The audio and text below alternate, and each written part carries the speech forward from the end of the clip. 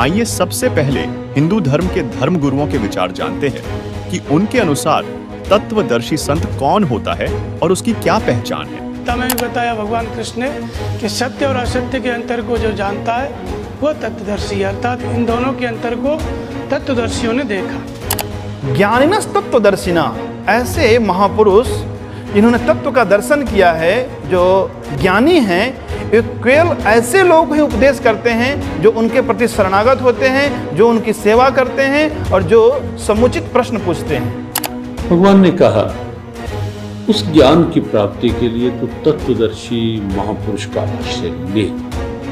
एक बात तो ये है कि भगवान कृष्ण सर्व ज्ञान संपन्न है। तत्वदर्शी महापुरुष वो हैं जिन्होंने उस तत्व का साक्षात्कार किया है।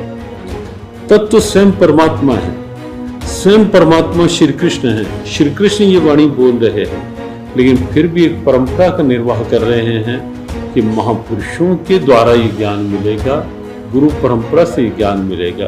तो जो तत्वदर्शी की बात है वो बात है कि जो परमात्म तत्व सबके भीतर है, जो चेतन तत्व सबके भीतर है, जिसने उस तत्व से एक रूपता कर ली है, जो केवल जड़ता में नहीं जी रहा, चेतना में जी रहा, जो केवल बाहर के आकर्षणों में नहीं जी रहा, अंदर उस ईश्वरीय भाव की प्रियता में जी रहा है, वही तत्वदर्शी। कृष्णात् परम किमपि तत्त्वमहं न जाने, कृष्ण से बड़ा कोई तत्व है ये मैं नहीं जानता, ऐसा महापुरुष कहते हैं। तो कृष्ण का चिंतन करना, जो आदमी भगवान श्री कृष्ण के चिंतन में, भगवान राम के चिंतन में लगा है, जो भगवान के लिए रो रहा है, समझ लेना कि वही तत्वदर्शी संत है। अब सुनिए संत रामपाल जी महाराज से कि कौन है तत्वदर्शी संत और क्या है उसकी पहचान। पूर्ण परमात्मा स्वयं ही आकर अपने मुखारविंद से, अपनी वाणी से बोलता है। तो चौथे अध्याय के 34वें श्लोक में कहा कि उस तत्व ज्ञान को तू सच्चिदानंद घन ब्रह्म की वाणी को, उस तत्व ज्ञान को तू तत्वदर्शी संतों के पास जाकर समझ, और फिर उनको दंडवत प्रणाम करने से, कपट छोड़कर उनकी सेवा करने से वो तत्वदर्शी संत तुझे यथार्थ ज्ञान उस परमात्मा का बताएंगे।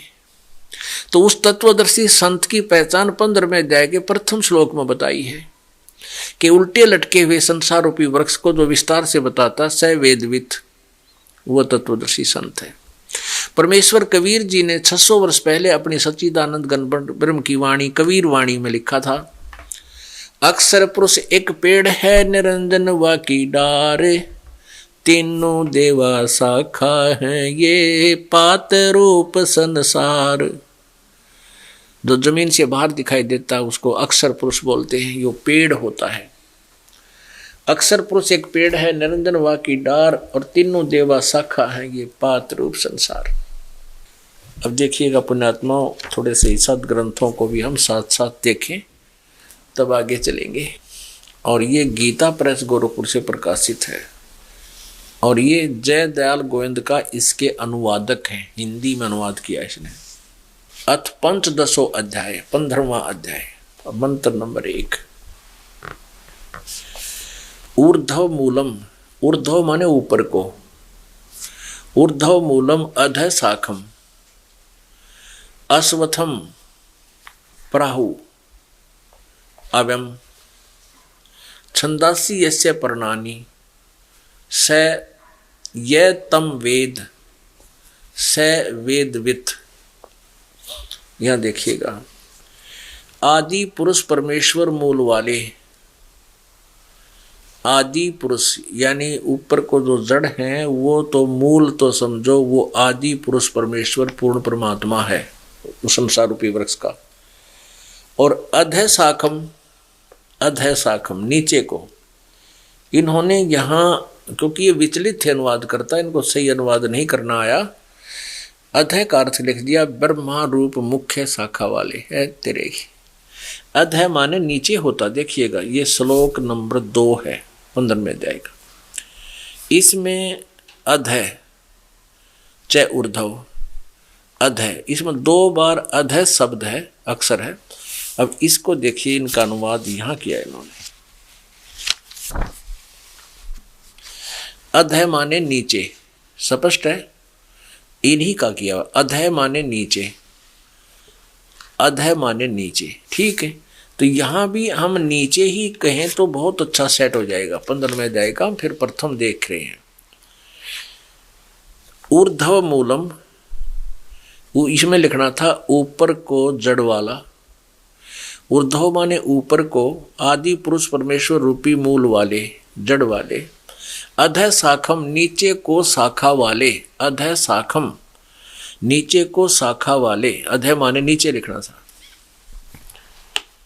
संसार रूपी पीपल के वृक्ष को अविनाशी कहते हैं।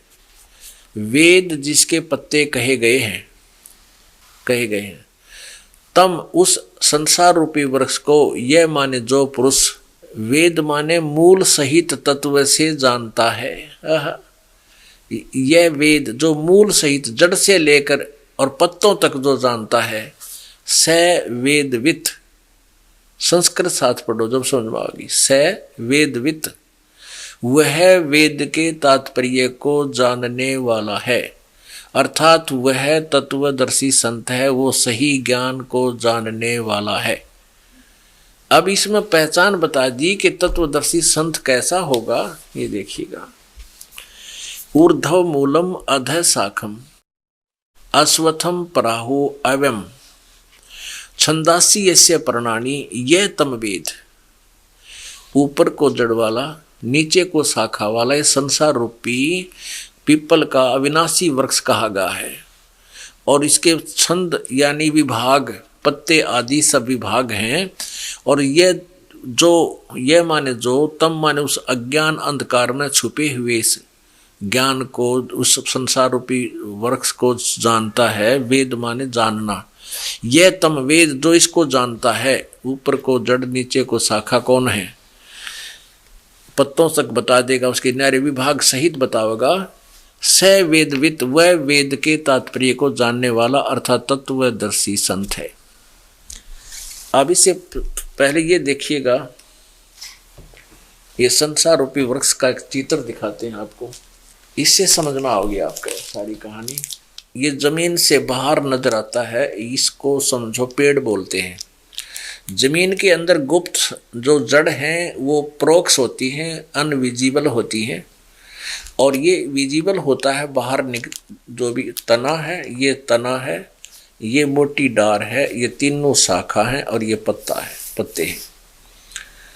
तो परमात्मा कबीर जी ने 600 वर्ष पहले ये तत्व ज्ञान अपनी सिंपल लैंग्वेज में सच्चिदानंद घन ब्रह्म की वाणी में अर्थात कबीर वाणी में बोला हुआ है।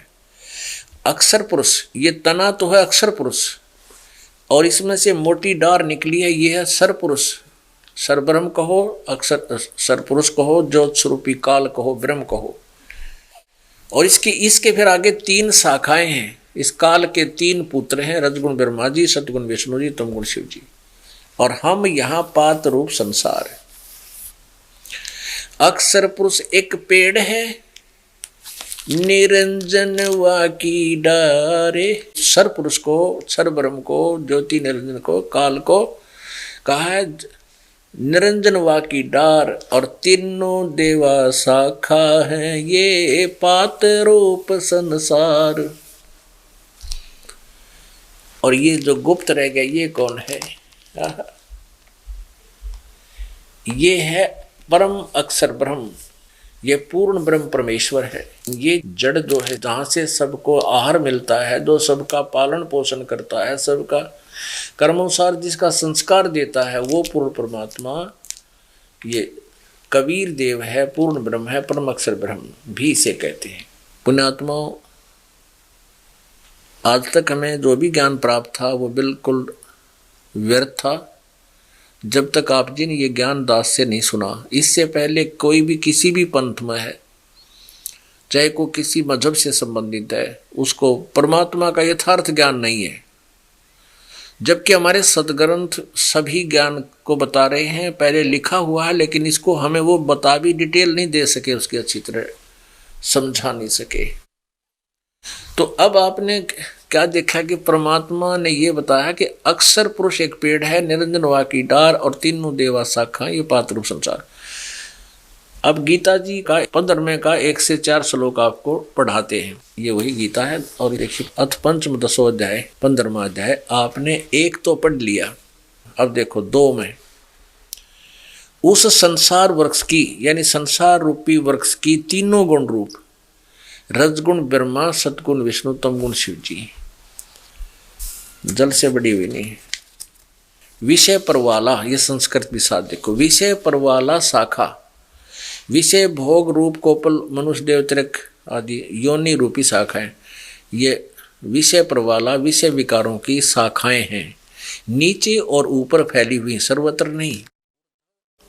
अधः च ऊर्ध्व, नीचे और ऊपर ये फैली हुई है। मनुष्य लोक में कर्मों के बंधन में बांधन वाली भी ये मुख्य कारण है, जो नीचे और ऊपर व्याप्त है, सभी लोकों में नहीं है। अपने आत्माओं, यहाँ एक कंसेप्ट ये क्लियर करना पड़ेगा कि रजगुण ब्रह्मा जी हैं, सतगुण विष्णु, तमगुण शिव जी। आपको दिखाते हैं श्रीमद् देवी भागवत। ये जो श्रीमद् देवी भागवत है यानी देवी पुराण है, इसमें संस्कृत भी साथ है। अथ देवी भागवतम सभाष्टिकम सैमातम, खेमराज श्री कृष्ण दास प्रकाशन बम्बई, ये यहाँ से छपी है, बम्बई 4। अथ श्रीमद् देवी भागवते बासा टीका युक्ते तृतीय स्कंदः प्रारंभते। ये है देवी भागवत 11 पृष्ठ और इसका है बासा टीका तृतीय स्कंद अध्याय 5। अध्याय 5 का यो 8वां श्लोक है। 7वां यहाँ समाप्त हो गया, 8वां प्रारंभ होता है। भगवान शंकर अपनी माता दुर्गा से कह रहा है, हे माता, यदि हमारे ऊपर सदा आप दया युक्त हो तो हमको तमोगुण में किस प्रकार प्रदान किया, ब्रह्मा रजोगुण और हरि सतगुण क्यों युक्त किए, सतगुण युक्त किए। अब यहां से फिर संस्कृत और देखते हैं।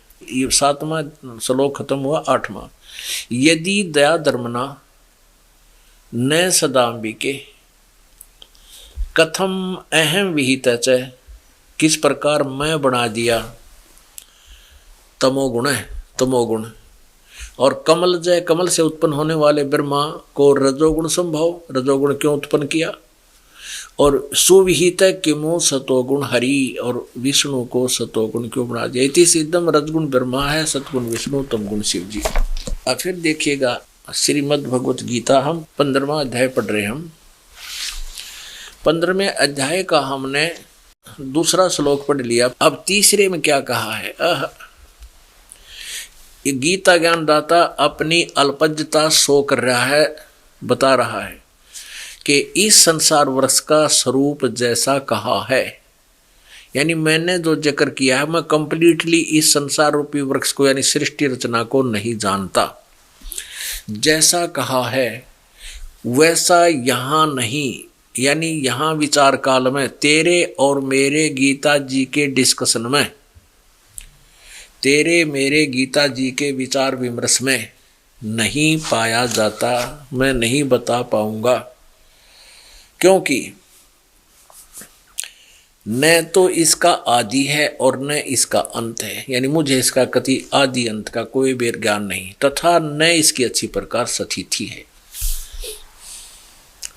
इसलिए इस सुविरुद्ध मूलम, यानी मूल जो है संसार रूपी वृक्ष का, वो तो अविनाशी है, अति दृढ़ मूल वाले, इस अति दृढ़ मूल वाले संसार रूपी पीपल के वृक्ष को दृढ़ेन असंग शस्त्रेण छित्वा, इसका अर्थ लिखते हैं ये यहाँ लिख दृढ़ वैराग्य रूपी शस्त्र द्वारा काटकर नहीं, यहाँ लिखना था कि उस सुदृढ़ दृढ़ यानी अटल विधान वाले तत्व ज्ञान रूपी शस्त्र द्वारा काट के उस तत्व ज्ञान रूपी सच्चिदानंद घन ब्रह्म की वाणी को बताने वाले संत से मिलकर उससे तत्व ज्ञान रूपी शस्त्र लेकर, शस्त्र द्वारा काटकर, अर्थात अज्ञान रूपी उलझी हुई गुत्थी को समझकर, उसके पश्चात उसके पश्चात उस परम पद रूप परमेश्वर को भली भांति खोजना चाहिए,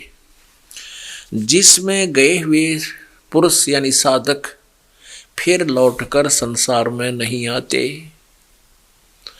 और जिस परमेश्वर से, जिस परमात्मा ने इस सारे ब्रह्मांडों की रचना की है, जिस परमात्मा से पुरातन संसार रूपी वृक्ष की प्रवृत्ति विस्तार को प्राप्त हुई है, अर्थात जिस भगवान ने सारे ब्रह्मांडों की पूरे विश्व की रचना की है, उसी आदि पुरुष नारायण के मैं शरण हूँ,